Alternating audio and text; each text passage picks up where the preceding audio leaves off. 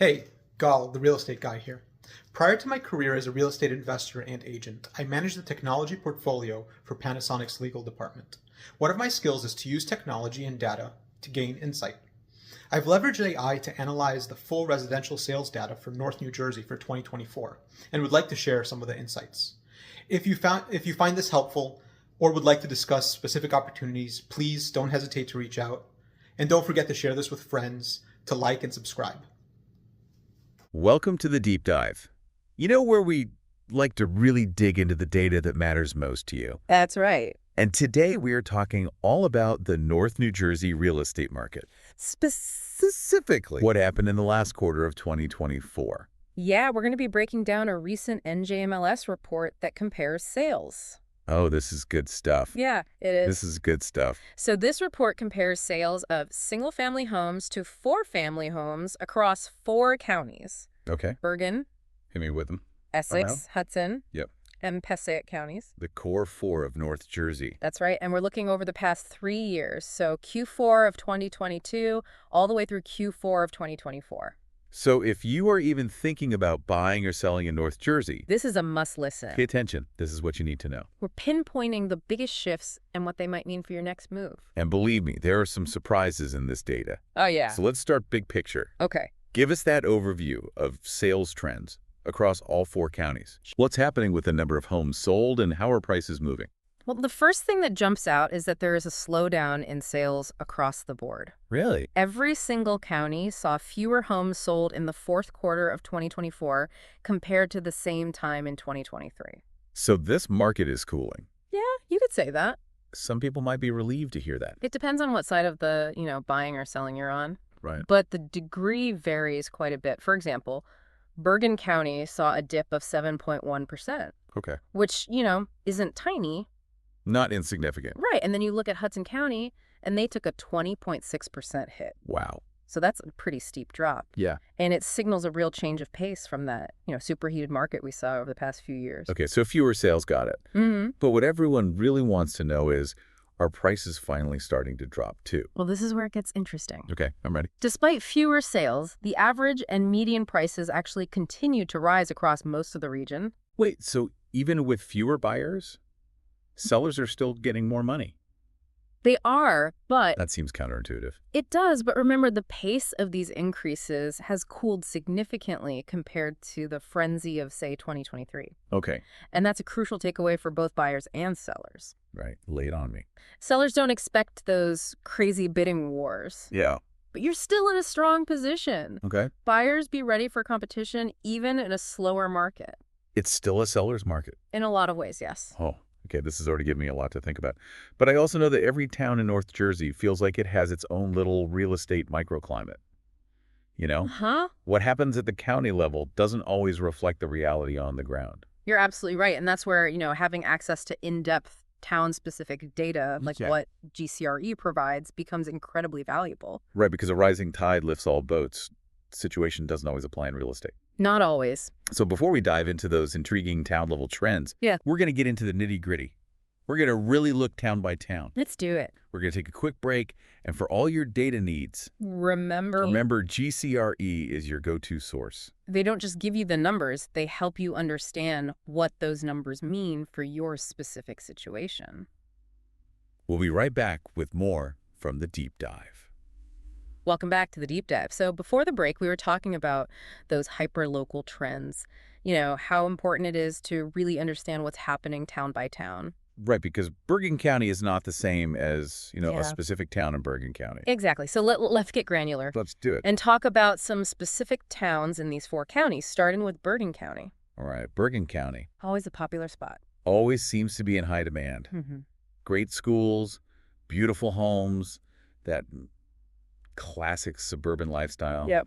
And of course, close to New York City. But how's all that playing out in this shifting market? Well, Bergen County consistently has some of the highest prices in the state. I believe it. This quarter, the average sale price was $835,910.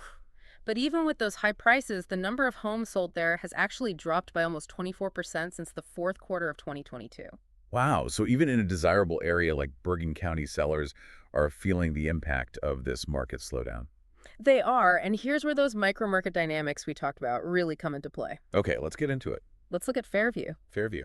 It's seen a massive 260% increase in sales compared to last year. 260% increase. But at the same time, the average sale price there has actually dropped by 14.6%. Well, that's a head-scratcher. Yeah, what do you make of that? A huge jump in sales. Yeah. But prices are going down. Yeah. It seems like something specific must be happening in Fairview to attract all those buyers. Exactly. It's a reminder that real estate isn't just about these broad trends. Right. There are always local factors at play. Right. Now, on the flip side, you have a town like Demarest, where the average price has nearly doubled year over year, but the number of sales has stayed pretty flat. So in Demarest, you have exclusivity driving up prices. Well, in Fairview, something else is attracting a surge of buyers. But maybe those buyers are more price sensitive. Right. Could be. It really shows you can't just look at one number in isolation. Absolutely. And then there's Alpine. Oh, Alpine. This is where things get really interesting. Okay. The average sale price in Alpine actually plummeted by 33%, but the median price shot up by 40%. Wait, how is that even possible? It's like two completely opposite stories depending on which number you look at. It highlights an important point about luxury markets, especially in a changing environment. Okay. Just a few sales, especially of, unique or high-priced properties, can really skew the numbers. That makes sense. If one mega mansion sells for a record price, you can make the average look very different from the typical experience of buyers and sellers in that town. Exactly, and this is where understanding the difference between median and average price becomes crucial. Yes. Median price, which represents the midpoint of all sales, can be a more stable indicator, especially in markets with a lot of price variation. Interesting. Okay, so if you're thinking about buying or selling in Bergen County, you need to look beyond those countywide averages and really understand the specific dynamics of each town. What's driving demand, what kind of properties are selling, and what's happening with both average and median prices. Precisely, and that kind of granular data is exactly what GCRE specializes in. They can give you those hyper-local insights that can make all the difference in your real estate decisions. It's all about having the right information at your fingertips. Speaking of which, for all your data needs, GCRE is your go-to source. We'll be back with more insights on the North Jersey real estate market after a quick break to hear from our sponsors. Stay with us. Welcome back to the Deep Dive. So we've just explored kind of the ups and downs of Bergen County. Now let's shift gears to Essex County. What are the key takeaways for buyers and sellers in this part of North Jersey? Well, Essex County offers a wider range of price points than Bergen County. You have everything from historic homes to modern condos, and generally the prices are a bit more accessible. But just like in Bergen County, sales are slowing down. Really? Essex County has seen a 28.4% decline in the number of homes sold since the fourth quarter of 2022. That's a substantial drop. Are prices starting to reflect that slowdown? Not quite. While the pace of price increases has slowed, they're still ticking upwards in Essex County. It seems like that affordability factor is keeping demand relatively strong, even in this cooling market. So buyers might find more options in their price range in Essex County, but they're still going to face some competition. Exactly. Now let's look at some specific towns. Okay. Caldwell is an interesting case. It's seen a significant increase in sales volume this past quarter, but at the same time, prices have actually dipped a bit. What do you think is happening there? It makes you wonder if buyers are getting priced out of some of the more expensive towns in Essex County and are looking to Caldwell as a more affordable option. It's a possibility, and it's a reminder that even within a single county, there can be a wide range of price points and buyer preferences. Makes sense. Now let's contrast Caldwell with Essex Fells. Okay. Essex Fells. A town known for its larger luxury properties, Okay. similar to what we saw in Alpine Essex Fells, has experienced some wild price swings. The average sale price plummeted by 51%, but the median price actually increased by 56.9%. Again, those luxury markets can be so volatile. Just a handful of sales can really shift the numbers dramatically. Right. I'm starting to see why median price can be a more reliable indicator in these situations. Exactly. It gives you a better sense of the typical market value rather than being swayed by outliers. Right. Now, one more town I want to highlight in Essex County is Glen Ridge. Okay. Glen Ridge. It's a perfect example of how low inventory can drive up prices. Oh boy. Sales volume has absolutely plummeted in Glen Ridge, but those who are buying are paying top dollar, pushing the average price up over 50% year over year. So it's a seller's market in Glen Ridge, but it also means there are fewer opportunities for buyers to get in. It's all about supply and demand, right? Exactly, and that principle applies whether we're talking about a specific town or the overall market. And to really understand those market forces at play, you need the right data. That's where GCRE comes in. They can help you break down those complex dynamics and make sense of what's happening in your target area. We'll be back with more from the deep dive after a quick break to hear from our sponsors. Stay tuned. All right, welcome back to the deep dive. We've covered Bergen, we've covered Essex, and now we've got 2 more counties to explore, Hudson and Passaic. That's right. Let's start with Hudson County. Okay? Land of the waterfront, views the city vibes, and that unmistakable New York City energy. You can't beat it. You really can't. Can't beat it. It's become incredibly popular over the past few years, Mm-hmm. especially with younger buyers drawn to that urban lifestyle. Oh, yeah, makes sense. But even this hotspot is Right. feeling the impact of this shifting market. Here we go. Sales in Hudson County have plummeted by a whopping 31% since the fourth quarter of 2022. 31%. That's the biggest drop we've seen so far.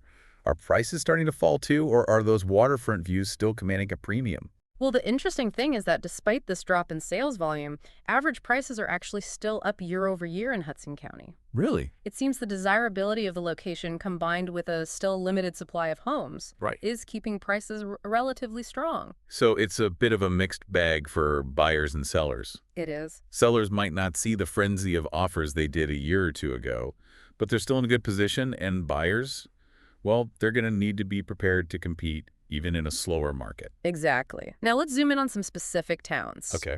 Hoboken, the crown jewel of Hudson County, Love Hoboken. known for its charming brownstones, the walkability, and that iconic Manhattan skyline view.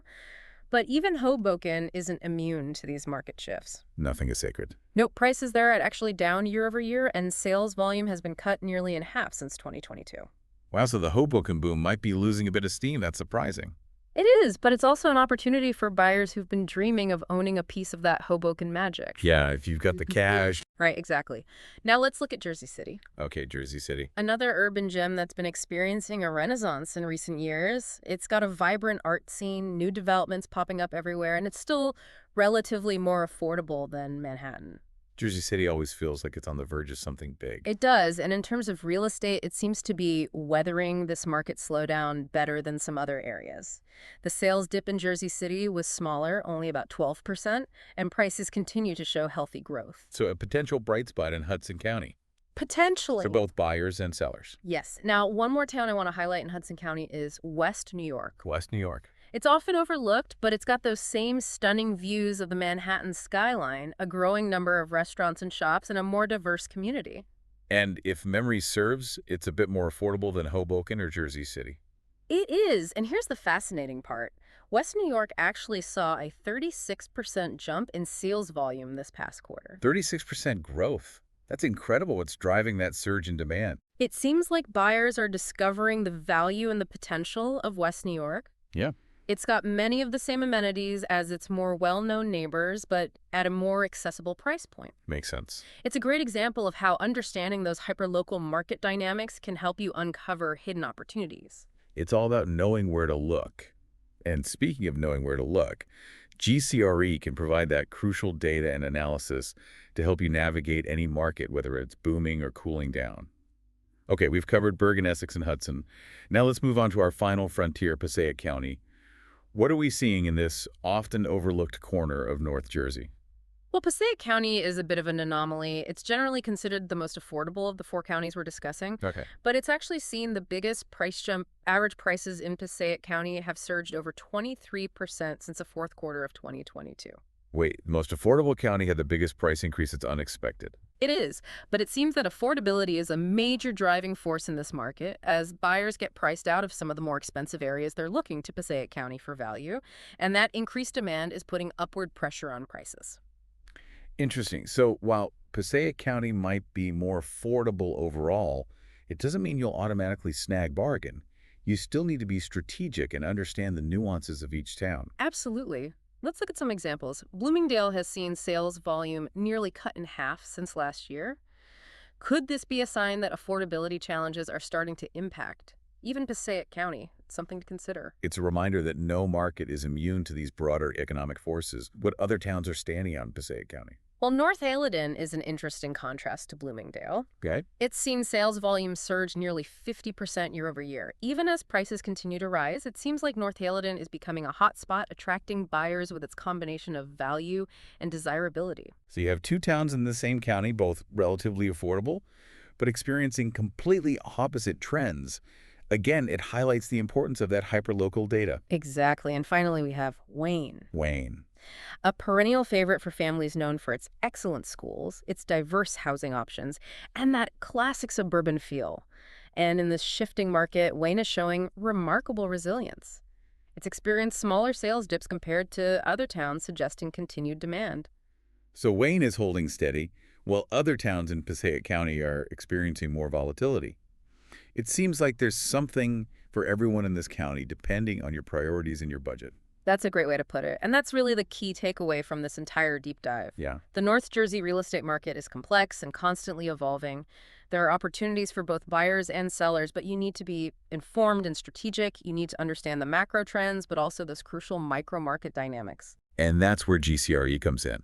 They can arm you with the data, the insight, and the expertise to make confident decisions no matter what the market throws your way. So whether you're a seasoned investor or just starting to dip your toes into the real estate waters, remember, knowledge is power, and GCRE is your trusted source for that power. Couldn't have said it better myself. Well, we've covered a lot of ground today, from county-wide trends to, really those fascinating town-level nuances. We hope this deep dive has given you a better understanding of the North Jersey real estate landscape and empowered you to make, smart, informed decisions. As always. As always. Stay curious, stay informed. And happy diving. Happy dive.